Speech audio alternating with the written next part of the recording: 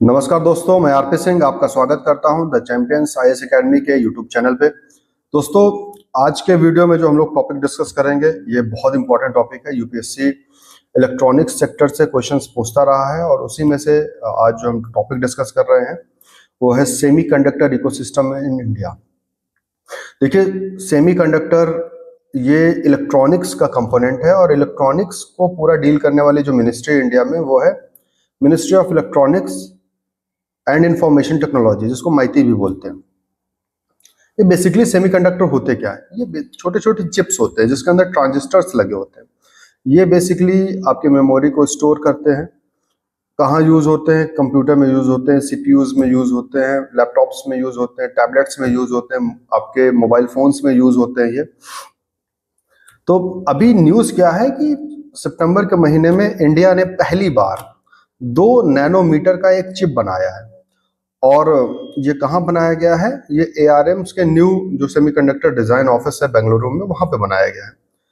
इसके पहले जो हमारे पास जो मिशन चल रहा था, सेमीकंडक्टर मिशन चल रहा था, उसमें 28 नैनोमीटर तक का हमें बनाने का हमने लक्ष्य रखा था और अभी हमने इसमें 2 नैनोमीटर का चिप बनाया। मतलब कि हमारे लिए एक उपलब्धि है।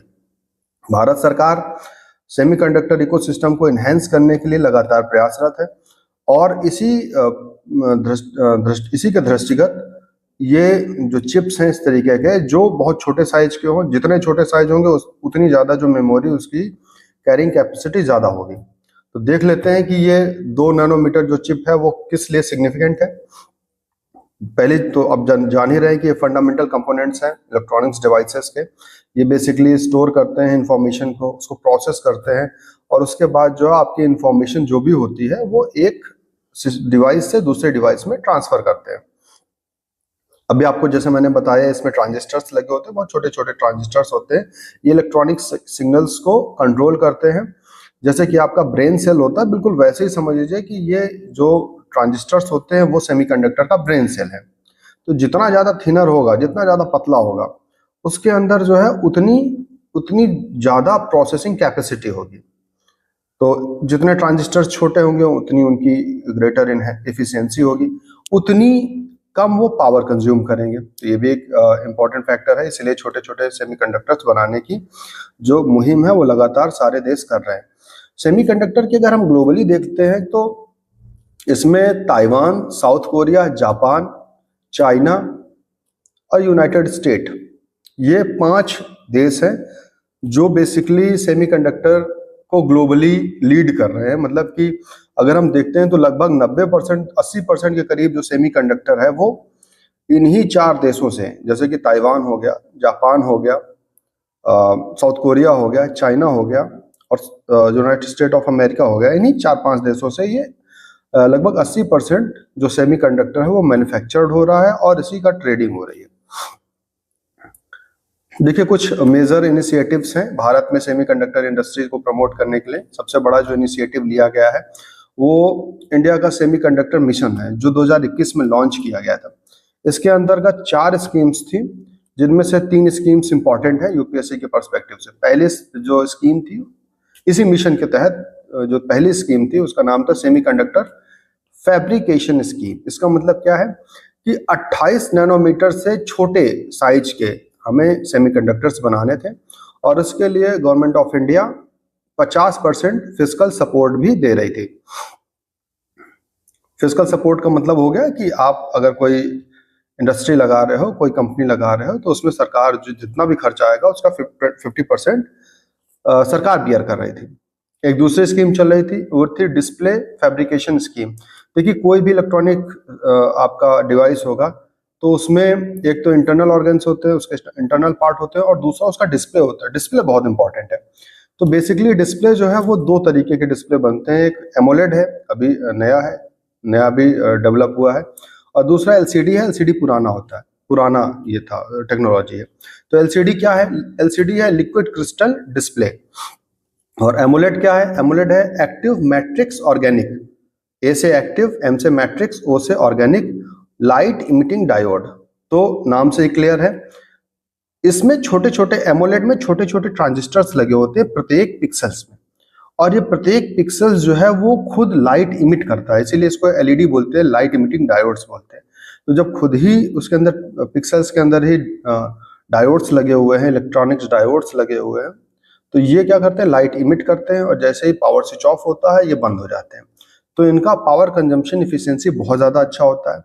इनमें जो वाइब्रेंट्स कलर्स होते हैं, हर एक पिक्सल के अंदर एक लाइट इमिटिंग डायोड लगा हुआ है, तो बहुत अच्छा जो है स्क्रीन डिस्प्ले इसका रहता है। एनर्जी इफिशियंसी बहुत ज़्यादा रहती है। मान के चलिए कि जैसे ही पावर ऑफ हुआ तो पूरा का पूरा जितने भी पिक्सल्स हैं सबके अंदर का पावर तुरंत ऑफ हो जाता है, स्क्रीन पूरी की पूरी तरीके से ऑफ हो जाती है, ब्लैक हो जाती है, और इसलिए पावर कंजम्पशन इसका एलसीडी के मुकाबले ज़्यादा अच्छा है। जबकि एलसीडी क्या होती है, लिक्विड क्रिस्टल डिस्प्ले, तो बीच में क्या होता है, स्क्रीन में लिक्विड एक जेल भरा होता है, जेल के पीछे एक सोर्स होता है, सिंगल सोर्स ऑफ लाइट होता है, जो जब ऑन होता है तो वो लाइट पीछे से फेंकता है।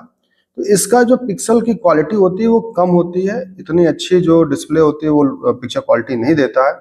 इसमें ज़्यादा एनर्जी कंजम्पशंस भी होता है, क्योंकि लाइट अगर मान लीजिए आप फोन आपने स्विच ऑफ कर लिया तब भी उसके जो पीछे का लाइट सोर्स है वो जलता रहता है। तो ये डिस्प्ले फैब्रिकेशन स्कीम के लिए भी सरकार 50% फाइनेंशियल असिस्टेंस दे रही है। फिर डिजाइन लिंक्ड इंसेंटिव स्कीम्स भी है, मतलब कि 15 करोड़ पर कंपनी को एमएसएमई सेक्टर में सरकार डिजाइन के प्रमोट करने के लिए, जितना अच्छा आप डिजाइन बना लोगे उसके लिए सरकार दे रही है। फिर एक सेमीकंडक्टर इंडिया करके एक मिशन चल रहा है हमारा। ये क्या है, सेमीकंडक्टर इंडिया 2025 का 4th एडिशन इंडिया में हुआ था।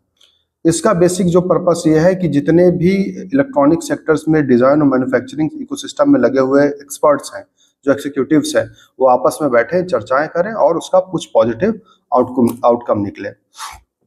देखिए, इंडिया ने कुछ ग्लोबल कोलैबोरेशन भी किया है सेमीकंडक्टर के लिए। जैसे फॉर एग्जांपल इंडिया ने यूएस के साथ में क्रिटिकल एंड इमर्जिंग टेक्नोलॉजी पर रिलेटेड एक स्ट्रैटेजिक कॉपरेशन किया है। इससे होगा क्या, इससे सेमीकंडक्टर सेक्टर में इंडिया को एडवांस टेक्नोलॉजी मिलेगी। इसी पर्सपेक्टिव में इंडिया ने एक विक्रम 32 बिट प्रोसेसर, ये जो चीजें मैं बता रहा हूँ यूपीएससी में बहुत इंपॉर्टेंट है, क्वेश्चन आ भी सकता है कि विक्रम 32 बिट प्रोसेसर किस लिए यूज हुआ है, किसने बनाया है। तो ये पहला इंडिजिनसली, मतलब इंडिजिनसली का मतलब है कि देसी, तो देश में बना हुआ पहला 32 बिट का माइक्रो प्रोसेसर है, जो विक्रम साराभाई स्पेस सेंटर में द्वारा बनाया गया है। इसका बेसिक काम क्या है कि जो रॉकेट्स इंडिया से जा रहे हैं, बाहर अंतरिक्ष में जा रहे हैं, या फिर जो सैटेलाइट्स जा रहे हैं, उनके जो गाइडेंस है उसको प्रॉपर तरीके से गाइड करे, गाइडेंस के लिए बनाया गया है। तो ये इंपॉर्टेंट है, यूपीएससी प्रीलिम्स में आ सकता है। चैलेंजेस क्या है सेमीकंडक्टर इकोसिस्टम के लिए? सबसे बड़ा चैलेंजेस क्या है हमारे इंडिया में, कि हमारा जो रिसर्च एंड डेवलपमेंट सेक्टर है वो बहुत पीछे हुआ चल रहा है। हम जो कोर इंटेलिजेंस, जो इंटेलेक्चुअल प्रॉपर्टी है, उसको डेवलप नहीं कर पा रहे, ना हमारे यहाँ डिजाइनिंग सेक्टर में, ना ही हमारे यहाँ जो डिस्प्ले सेक्टर है उसमें कोई प्रॉपर काम हो रहा है। हमारे यहाँ बेसिकली चल के आ रहे इलेक्ट्रॉनिक्स में हम असेंबलिंग कर रहे हैं। असेंबलिंग का मतलब है कि बाहर से सामान कंपोनेंट मंगाते हैं और इंडिया में उसको असेंबल कर देते हैं। तो बेसिकली हमारे यहाँ जो मैन्युफैक्चरिंग हो रही है वो असेंबली बेस्ड मैन्युफैक्चरिंग हो रही है। जियोपॉलिटिकल रिस्क है, जैसे फॉर एग्जांपल जो ज़्यादातर जो सेमीकंडक्टर का मार्केट है वो कंट्रोल करने वाला मेजर पावर जैसे कि यूएस है, और यूएस नहीं चाहता कि इंडिया में क्रिटिकल टेक्नोलॉजी आए, तो ये भी एक चैलेंज बना हुआ है। जो फैब्रिकेशन टेक्नोलॉजी है, फैब्रिकेशन टेक्नोलॉजी पे हम उतना फोकस कर ही नहीं रहे। जैसे अभी पूरी दुनिया 1 नैनोमीटर पे काम कर रही है, हमने अभी 2 नैनोमीटर का बनाया है, और हमारा लक्ष्य क्या है, हमने जो मिशन चला रखा वही 28 नैनोमीटर का चला रखा। मतलब कि हम अभी भी जो वर्ल्ड का जो अभी जो थॉट है 3 नैनोमीटर, 5 नैनोमीटर, 1 नैनोमीटर, 2 नैनोमीटर बनाने का, हम क्या सोच रहे हैं कि हम 28 नैनोमीटर तक ही, मतलब 28 नैनोमीटर का बनाए। तो ये फोकस हमारा नहीं है फैब्रिकेशन में। सप्लाई चेन सबसे बड़ी समस्या है कि इस जो सेमीकंडक्टर को बनाने के लिए जो रॉ मटेरियल होते हैं वो होते हैं सिलिकॉन, इंडियम, गैलियम। तो इस तरीके के रॉ मटेरियल्स होते हैं जो रेयर अर्थ एलिमेंट्स जिनको बोला जाता है, वो इंडिया में होते नहीं, वो बेसिकली चाइना में है या फिर जापान में पाए जाते हैं।